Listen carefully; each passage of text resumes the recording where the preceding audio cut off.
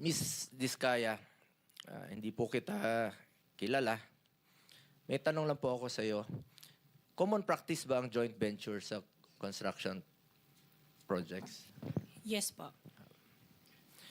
Alam mo ba ang proyekto ninyo na naiulat kasi ngayong araw, ngayon lang, na joint venture nyo raw po ang CLTG? 2017? I think so, yes, before. Flood control ito? I can't remember. Natapos na bang proyekto ito? Alam ko tapos po yung mga project. Nagagamit na ito ng tao? I would think so, yes po.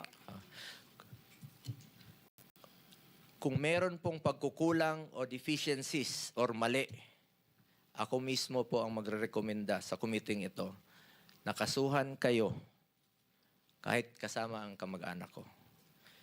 Hindi lahat ng infrastructure projects may anomalya. Kailangan ng kahit ng anong bansa ang infrastructure para umunlad. Basta gawin lang po ito sa tama ang proyekto. Ang masama, yung palpak na proyekto at ghost projects na ginagawang gatasan. Huwag lang po sanang bastusan. At ulitin ko, for the 9th time, I have nothing to do with the business of my family.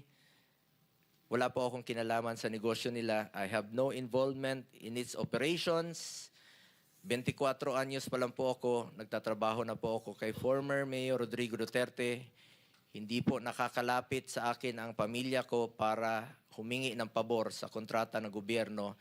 Yan po ang sinabi ko noon pa. I will resign kapag pumasok po sila sa City Hall or sa Malacanang. Paulit-ulit ko itong sinabi. Pag may gumamit ng pangalan ko, please consider it denied.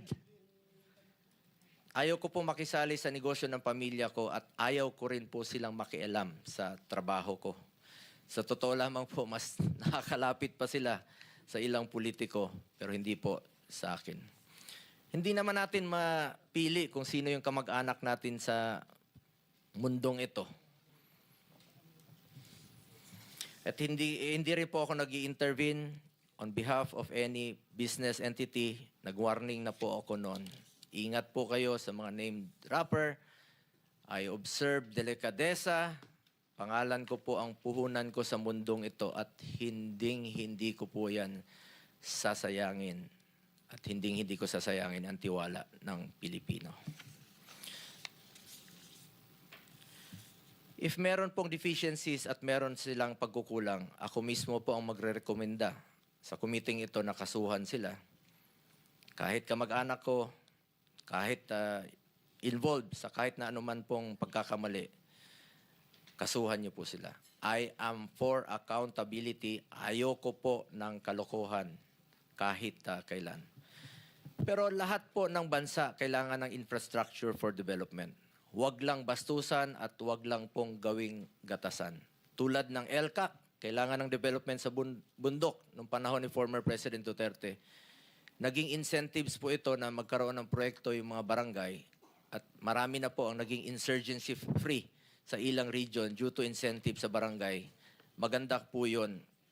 Pero kapag nahaluan ng korupsyon, ayaw namin yan. Noong panahon ni dating Pangulong Duterte, sinisibak niya po pag naamoy niya na mayroong korupsyon.